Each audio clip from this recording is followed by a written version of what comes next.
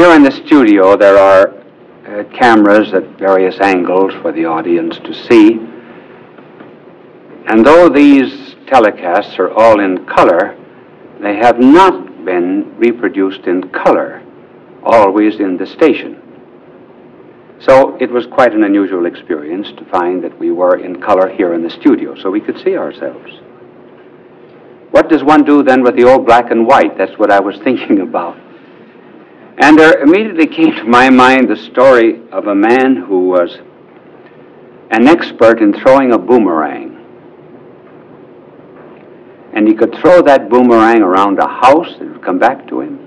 He could throw it around a tree 3 or 4 times, it would come back to him. And a friend saw him and said that he ought to have a really good new boomerang. So he sent to Australia and got a new boomerang inlaid with pearl. And he gave it to the expert. 6 months later, he came back to see how the expert was getting on with his new boomerang. And his wife said, "He isn't here anymore. He's in a mental hospital." Yes, what happened? He went crazy trying to throw away the old boomerang.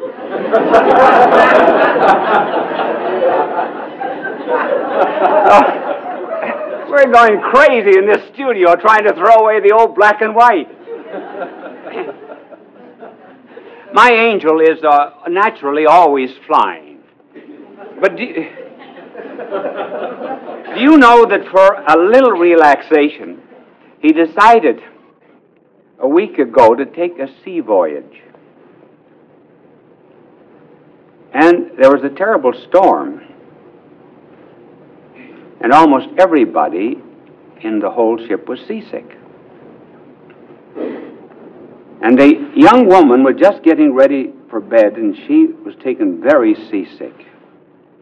And she ran out down the corridor to the bathroom, and the angel, I don't know where an angel gets seasick, but at any rate, my angel did get seasick, and so he dashed out of his room, seasick as he could be. His wings were down, and he bumped into this girl, and oh, she was so ashamed and abashed. He says, "All right, lady, I'll never live to tell the story."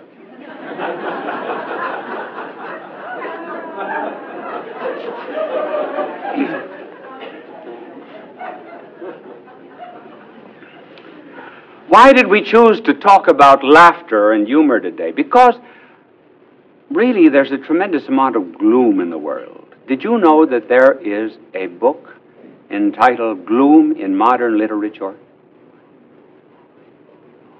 One finds it in the novels like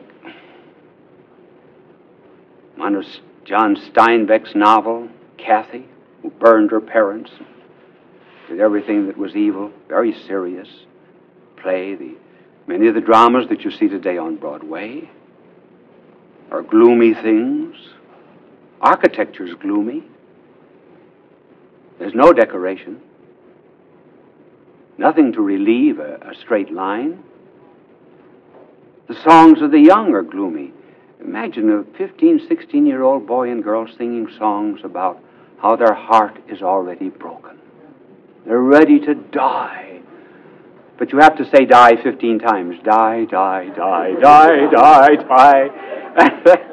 They're ready to die with gloom. But principally, there's no satire. That, I think, proves our over-seriousness. You cannot satirize an Irishman, you can't give a brogue, can't imitate a Jew,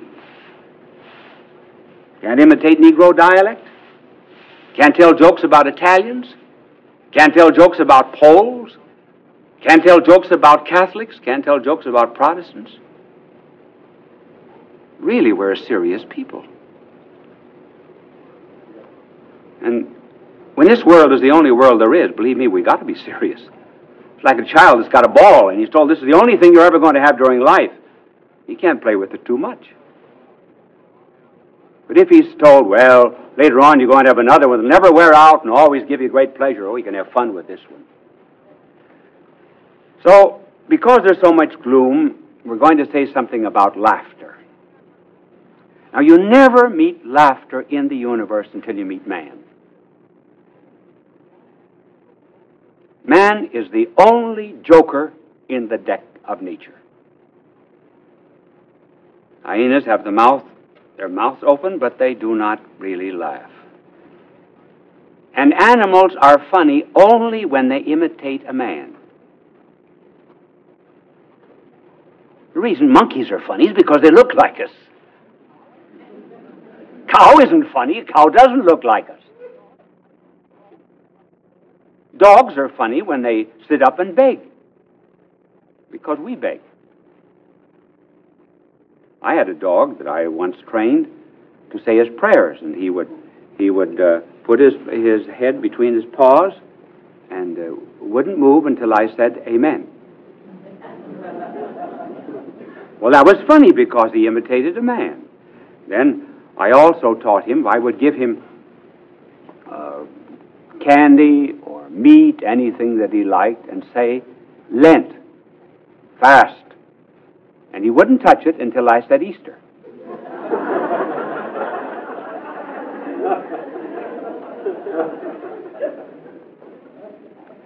Now, why is it that you do not meet laughter until you meet man?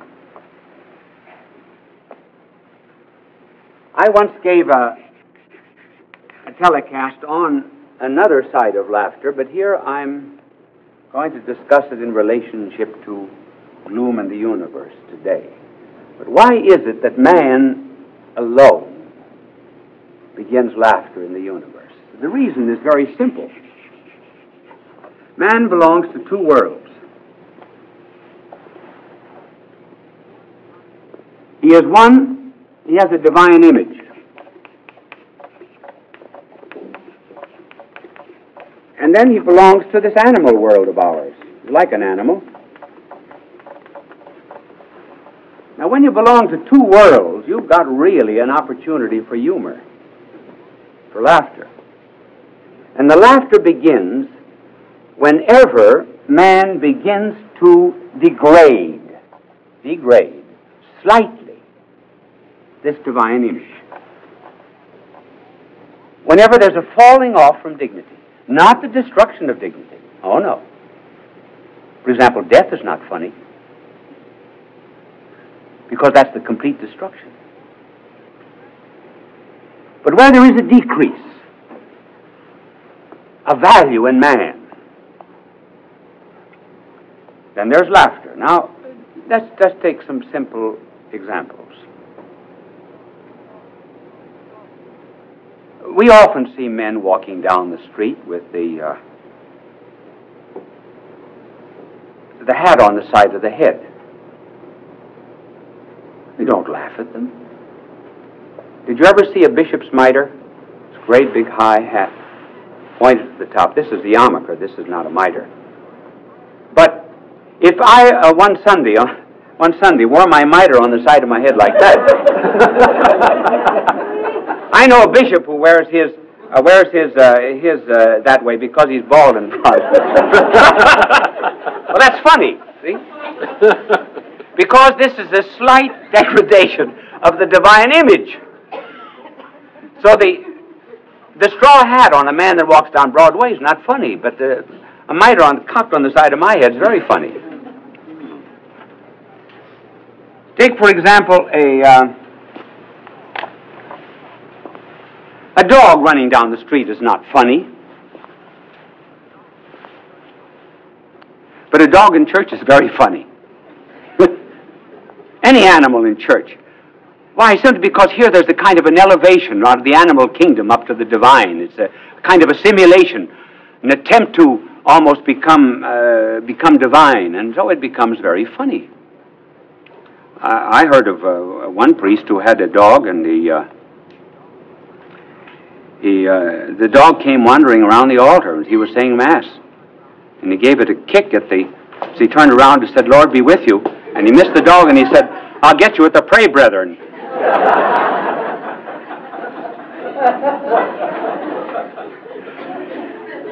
Today we see a lot of running and jogging. Running isn't funny. But if you see a man running after a woman, it's very funny. Take, for example, a fall. We see chimneys fall. We see leaves fall. We see many things that imitate the law, follow the law of gravitation. But they're never funny. But if a man falls, that's really funny. Particularly if he considers himself very dignified.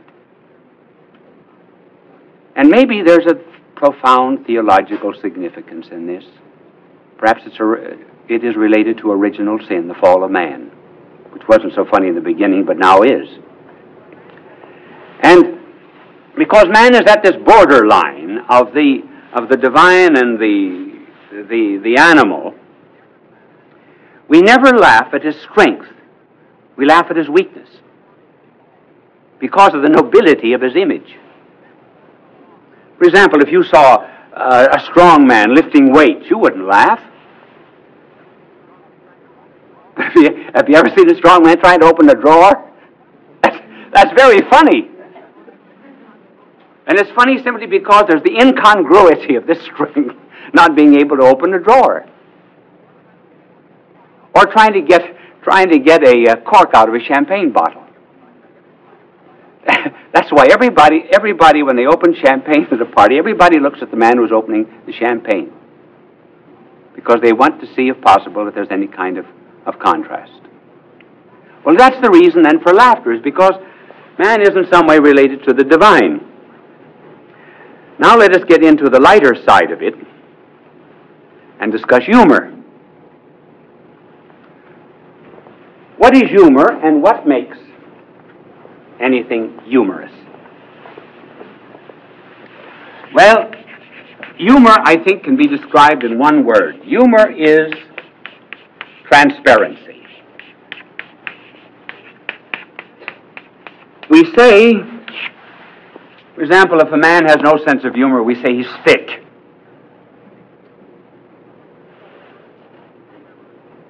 If, however, he is a sense of humor, we say he can see through things. He will get puns, for example, points of stories. The over-serious man is he's like this. He's opaque. Can't see through it. The humorous man is like a window pane. Oh, he's like the glass on that television camera there. You can see through it.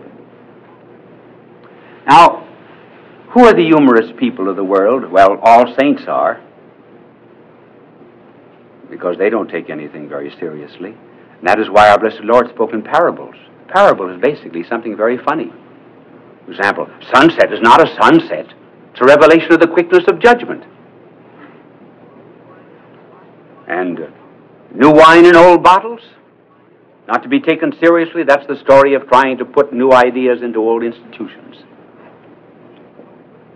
Sheep and goats, good and bad fish, the holy and the unholy. All parables are based upon a transparent universe. Poets see that. Poets are marvelous at seeing it. For example, Thompson. I gave you once a telecast on Thompson. Oh, you missed that, did you? Well, you should have stayed in that night. Thompson calls the sun a host, and the day a priest.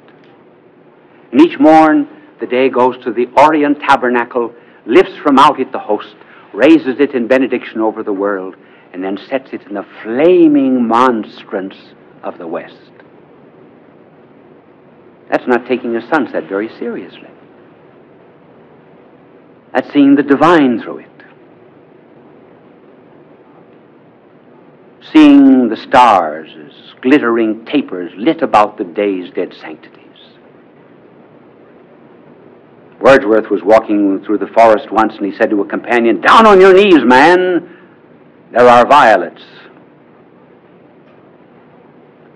And even the lighter things of life. One of the reasons I like to read Chesterton is because he only took one or two things seriously. The salvation of his soul and the existence of God were about the two things that meant everything to him. And I love the story of when he met his future mother-in-law for the first time, Mrs. Boggs. And Mrs. Boggs, knowing that her future son-in-law was to come, had the house papered in a light gray color. And when Chesterton came in, Mrs. Boggs said, "How do you like the wallpaper?" And Chesterton took a crayon out of his pocket and drew along the wall the picture of his daughter Frances, whom he wanted to marry. That to him, it was light to him, and she didn't say anything, so finally he married Frances Boggs and was very happy. And it wasn't for him, no telling where he would have ended, because one day he was giving a lecture. He found himself in Liverpool, and he sent her a telegram, and he said, "I'm in Liverpool, where ought I be?" And he could write interesting poems. We won't have time to give them, but I want to give you some funny poems and examples of poets who see the funny things of life. One, Hilaire Belloc, who was a great friend of Chesterton. Hilaire Belloc wrote cautionary tales. And here is this very learned historian and literateur giving morals in a humorous way. And the story of this little cautionary tale for children is not to lie. But notice how lightly he takes it. He doesn't pound down like a heavy moralist. There's humor. And this is about Matilda. Matilda told such awful lies, it made one gasp and stretch one's eyes. Her aunt, who from her earliest youth had kept a strict regard for truth, attempted to believe Matilda. The effort very nearly killed her, and would have done so had not she discovered this infirmity. For once toward the close of day, Matilda, growing tired of play, and finding she was left alone, went tiptoe to the telephone and summoned the immediate aid of London's noble fire brigade. Within an hour, the gallant band were pouring in on every hand, from Putney, Hackney, Downs, and Bow. With courage high and hearts aglow, they galloped roaring through the town. Matilda's house is burning down. Inspired by British cheers and loud, proceeding from the frenzied crowd, they ran the ladders through a score of windows on the ballroom floor, and took peculiar pains to souse the pictures up and down the house, until Matilda's aunt succeeded in showing them they weren't needed. And even then she had to pay to get the men to go away. Now it happened that a few weeks later, her aunt was off to the theater to see that interesting play, The Second Mrs. Tanqueray. She had refused to take her niece to hear this entertaining piece, a deprivation just and wise, to punish her for telling lies. That night, a fire did break out, and you should have heard Matilda shout. You should have heard her scream and bawl and throw the window up and call to people passing in the street, the rapidly increasing heat, encouraging her to obtain their confidence, but all in vain. For every time she shouted fire, they only answered, "Little liar." And therefore, when her aunt returned, Matilda and the house were burned.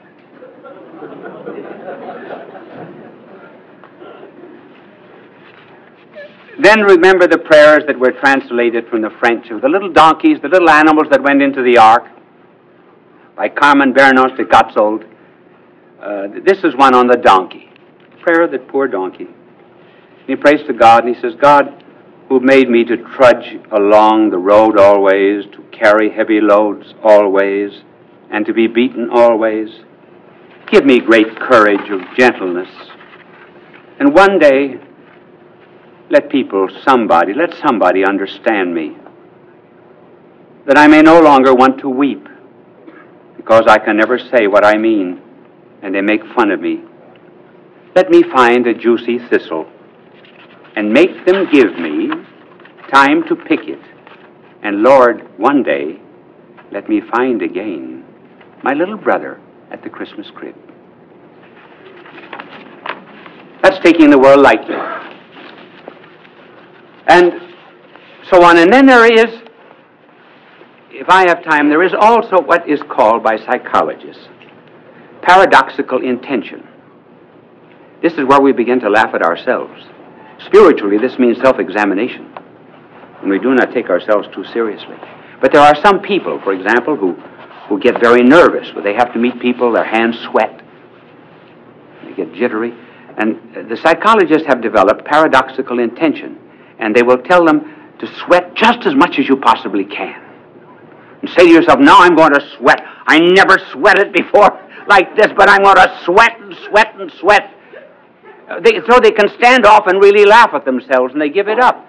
There was a boy who stuttered. And so they gave him a stuttering part in the play. And he didn't stutter. He didn't stutter because he had to stutter. And really, this, I don't have time to develop, but this is a spiritual exercise of laughing at ourselves. Even seeing ourselves as sinners brings on redemption. Do you know that there is one place in Scripture where God laughs? Did you know that? In fact, it's in several places, but there is one time. I have a minute and a half, do I? Yes. There is one time when God laughs. You'll find it in the 2nd Psalm, you'll find it in the book of Proverbs, you'll find it in another one of the Psalms. I don't know whether to tell you when it is or not, where it is, or when it is. But it's this. God laughs when men say he is dead. Interesting, isn't it? God must be splitting his heavenly sides. And all of our philosophers who are saying that he is dead, that could be the prelude to judgment and to hard things that wouldn't be a bit funny. And so maybe it's better for us all to realize that we wouldn't be so thirsty if we hadn't once tasted water. We wouldn't be so anxious and so distraught if we'd not already forgotten the good Lord. So let's not make God laugh. Let us laugh.